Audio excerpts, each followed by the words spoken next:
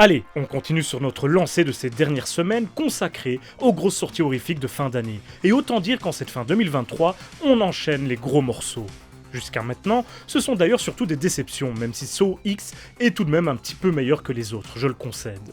Et aujourd'hui, nous enchaînons avec ce qui est curieusement l'un des films dont on me parle le plus sur mes réseaux sociaux ou dans mes commentaires YouTube, et ce, depuis l'officialisation du projet lui-même.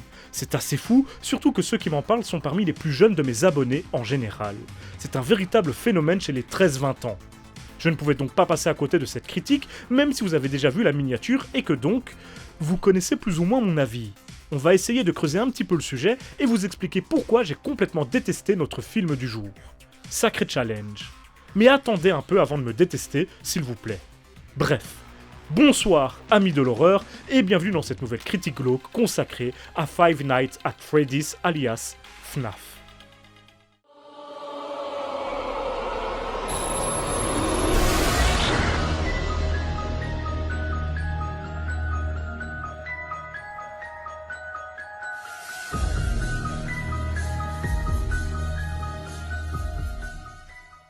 Donc, Five Nights at Freddy's, plus communément appelé FNAF, est un film d'horreur produit par Blumhouse, encore eux, et pour mon plus grand plaisir, et réalisé par Emma Tammi, déjà responsable de l'intéressant, mais selon moi inabouti, The Wind en 2018. The Wind était vraiment le parfait exemple de ce que certains appellent l'elevated horror. C'est-à-dire, en gros, de l'horreur très éloignée de celle de Blumhouse, habituellement. C'était donc, à mon sens, un choix de cinéaste étonnant et audacieux, mais intéressant. Bon, vous le savez déjà toutes et tous, mais FNAF est bien sûr une adaptation de la très populaire série de jeux du même nom, et c'est évidemment pour cette raison qu'il était si attendu. J'en parlais déjà dans ma vidéo FNAF et cinéma d'horreur il y a quelques temps, mais la série de jeux est si populaire qu'elle a déjà bénéficié d'adaptations non officielles, ou en tout cas, de films qui s'inspiraient librement de son concept, et qui, s'ils étaient de qualité variable, étaient presque tous intéressants.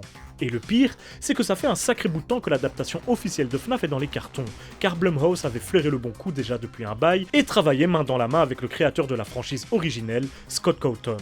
Et je le répète, ça fait des années qu'on entend parler de ce projet. À chaque fois qu'il faisait un pas en avant, il en faisait deux en arrière juste après. Sa mise en chantier fut vraiment compliquée. Des dates étaient annoncées puis reportées ou annulées, des castings étaient dévoilés avant de passer complètement à la trappe, des directions de projet étaient révélées en interview avant d'être progressivement abandonnées. Bref, FNAF fut un projet vraiment difficile à mener à terme. Et selon plusieurs sources plus ou moins officielles, donc ça vaut ce que ça vaut, la collaboration entre Jason Blum et Scott Cawthon ne fut pas vraiment de tout repos. Le créateur de FNAF était vraiment très regardant sur la direction du projet, ce qui est, à mon sens, plutôt une bonne chose, à la base, ce qui compliqua son bon déroulement. À tel point que, je le confesse, je commençais à penser que le projet FNAF ne verrait jamais vraiment le jour. Au moins, ils m'auront fait mentir là-dessus. Et avant de vous dévoiler l'intrigue du film, évidemment très proche de celle des jeux vidéo, cette vidéo est sponsorisée par Freaks On.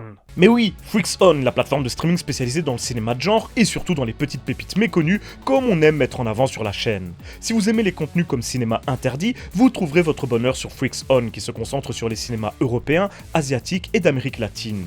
Puis en ce moment, il y a de nouveaux films hyper intéressants qui font leur entrée dans leur catalogue, comme la trilogie Hell House LLC à laquelle j'avais consacré une vidéo et dont le premier opus est peut-être le meilleur film de Halloween de ces dernières années, ou encore Be My Cat, auquel je consacrerai forcément un épisode de cinéma interdit dans peu de temps. Un film coup de poing, c'est le moins qu'on puisse dire. Freaks On est disponible via ordinateur, iOS, Android et même sur Android TV en France, mais également en Belgique et en Suisse avec de nombreux moyens de paiement pratiques. Le tout pour seulement 4,99€ par mois, sans engagement et surtout avec un mois gratuit à la clé avec le code ASFRKS qui s'affiche sur votre écran. De quoi tester leur offre pour prolonger un tout petit peu Halloween. Donc si vous aimez les vidéos de la chaîne sur des films moins connus et que c'est un genre de cinéma que vous souhaitez soutenir, et voir plus souvent arriver chez nous accessoirement, soutenez Freaks On et allez faire un tour dans la description, vous y trouverez tous les liens qu'il faut. Merci à Freaks On pour la sponsor, et quant à nous, retour à l'intrigue de FNAF. Nous suivons Mike, un jeune homme perturbé qui s'occupe seul de sa petite sœur Abby et qui est obsédé par le kidnapping de son petit frère une dizaine d'années auparavant, un sombre événement qui l'empêche toujours de dormir. Alors qu'il n'arrive pas à garder un job plus de quelques jours, il a absolument besoin de trouver un emploi stable sous peine de perdre la garde de sa sœur au profit de leur méchante tante, qui fait tout pour la lui enlever. Il finit donc par accepter à contre-cœur un job de nuit quelque peu inhabituel, gardien dans un fast-food désaffecté. Le Freddy Fazbear Pizza, qui a la particularité de posséder plusieurs animatroniques à l'effigie d'animaux anthropomorphes. Le boulot de Mike est simple. Il doit surveiller les caméras de surveillance et empêcher les intrus d'entrer dans le restaurant. Mais vous vous en doutez, il se passe des choses étranges dans ce restaurant et les animatroniques ne sont pas aussi innocents qu'il n'y paraît aux premiers abords. Bon, tous ceux qui connaissent un tout petit peu la franchise de jeux vidéo constateront aisément les similitudes. Et avant d'aller plus loin, je dois reconnaître un fait.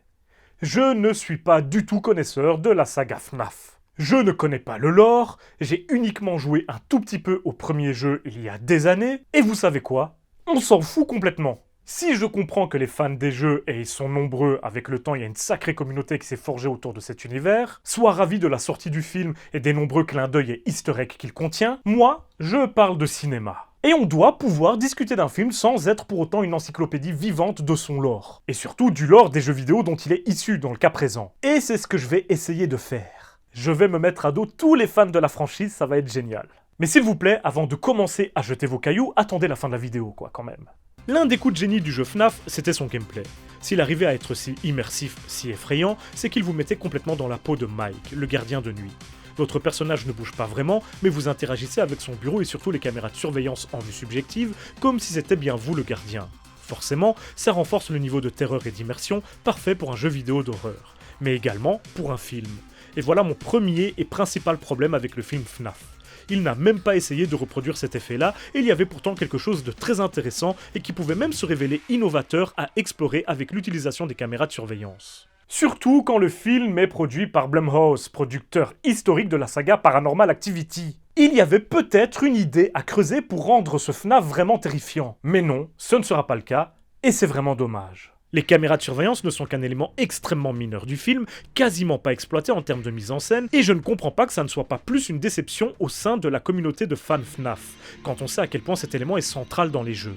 À croire que la majorité des fans apprécient avant tout le lore de la franchise, ce qui est bien dommage, car aussi bien en ce qui concerne le jeu vidéo que le cinéma, l'intrigue est importante, certes, mais c'est bien le gameplay pour le premier et la mise en scène pour le second qui priment, et s'intéresser de plus près aux caméras de surveillance pour en retirer des idées de réalisation plus audacieuses et intéressantes aurait aidé ce film FNAF à sortir un petit peu plus du lot. Or, ce n'est pas le cas du tout. Je ne vais pas en rajouter trop sur ce point, mais pour moi c'est vraiment une incompréhension. Enfin bon, vous l'aurez compris là, donc enchaînons. Le deuxième point central, que la plupart mettront en première place d'ailleurs, c'est la présence d'antagonistes animatroniques. Bon, spoiler, ils sont l'un des gros points positifs du film, du moins en termes de design et de conception. Mais quoi de plus normal? Au lieu d'avoir des monstres en CGI comme la plupart des grosses prods horrifiques l'auraient fait, ici, ce sont des costumes ou des marionnettes conçus par le légendaire Jim Henson's Creature Shop, atelier fondé par le légendaire papa du Muppet Show, Jim Henson lui-même. Foxy, le renard, qui a une forme et une démarche différentes de ses camarades, est d'ailleurs une véritable poupée animatronique, et lors des plans larges durant lesquels il marche, il fallait jusqu'à 6 marionnettistes différents pour le faire bouger. Le fait que ce soit des effets spéciaux pratiques change beaucoup de choses. Ça les rend plus réels, plus tangibles, on sent que les acteurs tournent les scènes avec eux, et c'est clairement un plus en termes de réalisme, j'apprécie beaucoup cette démarche. Un bon point pour le film. Yes! Par contre, leur impact sur le film m'a énormément déçu. Bon le bonheur fut de courte durée. Je ne sais pas pourquoi, mais le film ne cherche pas vraiment à créer de tension concernant ces animatroniques tueurs. Dès la scène d'introduction, le poteau rose est révélé et ça enlève d'entrée de jeu tout suspense, toute zone d'ombre. J'imagine que l'idée était que, vu que la franchise est très connue et vise particulièrement la fanbase de la série de jeux vidéo, jouer sur le suspense et le mystère autour de ces animatroniques n'était pas une priorité. Mais encore une fois, c'est dommage en termes de mise en scène et de tension. Les monstres du film, si j'ose dire, sont trop souvent montrés, leurs meurtres souvent en hors-champ ou dans l'ombre sont trop gentillets, ce qui était prévisible vu son classement moins de 13 ans, inférieur à celui des inspirations libres dont je parlais dans ma vidéo précédente, qui se permettaient des bains de sang bien plus impressionnants. Enfin bref, Freddy et ses copains sont relativement inoffensifs, ou du moins, sont trop peu effrayants. Ce n'est pas seulement dû à la mise en scène vraiment plate de Emma Tammy, qui ne profite jamais de ses antagonistes à l'aspect plus ou moins particulier pour proposer quelque chose de fort ou de marquant, mais également à leur traitement narratif. Probablement pour suivre le lore des jeux, ils sont fortement humanisés, surtout dans le dernier tiers du film. Du coup, pour étayer mon propos, je vais devoir un petit peu spoiler. Donc pas de panique, tu vois qu'il y a un timecode qui s'affiche sur ton écran, et tu l'utilises si tu ne veux pas te voir dévoiler cette intrigue ô combien complexe et bien ficelée. C'est faux. Voilà, j'espère que vous noterez cet effort de ma part, car n'oubliez pas, le divulgachage, ça n'existe pas. Et si, moralement, c'est plutôt intéressant puisque ça vient amener de la nuance dans le film, le problème, c'est que ça diminue encore grandement leur impact. En réalité, ils ne sont pas les véritables méchants du film, qui est en fait William Afton, que les amateurs de la franchise connaissent très bien. C'est l'un des fondateurs du restaurant, mais surtout un tueur d'enfants qui se déguise lui-même en animal rigolo similaire aux animatroniques. Animatroniques qui possèdent en réalité les âmes de certaines de ses victimes, rien que ça, et qu'il continue de manipuler même après leur mort. Un véritable salopard, quoi. Ce qui fait immédiatement de Freddy et de ses copains des victimes. Si en termes de lore mystérieux de jeux vidéo c'est hyper stylé, pour l'intrigue d'un film d'horreur c'est différent. Ça aurait pu fonctionner, des œuvres horrifiques qui révèlent que l'antagoniste n'est finalement pas celui que l'on croit, en l'occurrence l'entité surnaturelle du film, il y en a beaucoup, mais ici c'est extrêmement mal géré. Par exemple, dans Hellraiser, les Cénobites ne sont en réalité pas les véritables antagonistes, mais ils représentent tout de même une menace, sont effrayants, fascinants, esthétiquement aboutis, leur ombre plane sur tout le film. Dans Les Chines du Diable, le fantôme est également une victime. Il fait peur involontairement dans la première partie du film, jusqu'à ce que l'on se rende compte qu'il est dans le camp de nos personnages principaux en réalité, et que la menace vient d'ailleurs. Mais la transition entre les deux statuts se fait de façon fluide, et il n'agit pas en antagoniste durant la première partie. Nos personnages sont juste aveuglés par la peur. Ce qui en dit long au niveau du discours du film.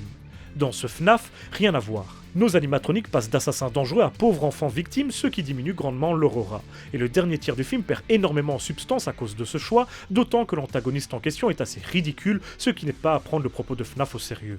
Surtout que son identité secrète, la façon dont il est connecté à notre héros, la façon dont il fait son entrée en tant que grand méchant, rien ne fonctionne. Et alors que la première partie du métrage était assez sérieuse, il sombre dans une espèce d'humour noir grotesque qui jure avec son ton précédent et qui est de ce fait un petit peu incompréhensible. Mais ce n'est pas tout. Parlons du personnage de la policière, alias le love interest du film, et cela fait bien longtemps que je n'avais pas vu un personnage aussi mal écrit dans un long métrage. Son comportement est incohérent du début à la fin, peu importe du moment qu'elle permet à l'intrigue de dérouler, et elle n'est là que pour répondre aux besoins du scénario. Ce n'est pas un personnage, c'est un archétype, une ficelle narrative grossière. Encore une fois, elle contribue à faire perdre sa crédibilité au film et à son intrigue, malheureusement. Tout ça en vient à nous faire oublier nos animatroniques qui sont pourtant ceux qui portent le film. Et on ne va certainement pas demander à Josh Hutcherson de faire le taf ou de porter le film lui-même, car j'ai rarement vu un acteur principal aussi insipide. Mais quel choix pourri, le mec plombe absolument tout le métrage. Il n'a que 2 expressions, voire une et demie, et est ahurissant de médiocrité. Désolé si les mots sont durs, mais vraiment, le néant de son jeu m'a plus terrifié que le film lui-même. Bon ok, ça c'était pas dur. En fait, le problème majeur du film, au-delà de son écriture médiocre et de sa réalisation inexistante, étonnant de la part de la réalisatrice qui avait montré des qualités avec The Wind, c'est qu'il essaie de faire trop de choses à la fois, et du coup, n'en réussit aucune. Il veut être un survival efficace et un film de monstres, mais également mettre en place des enjeux moraux complexes, un soi-disant mystère à élucider avec une pseudo-enquête aussi inintéressante que mal ficelée, un drame familial ni crédible ni prenant et une comédie pour ados. Vous constaterez qu'il est a priori difficile de faire cohabiter tous ces éléments, et c'est le cas dans le film. L'assemblage de tous ces ingrédients ne fonctionne pas du tout.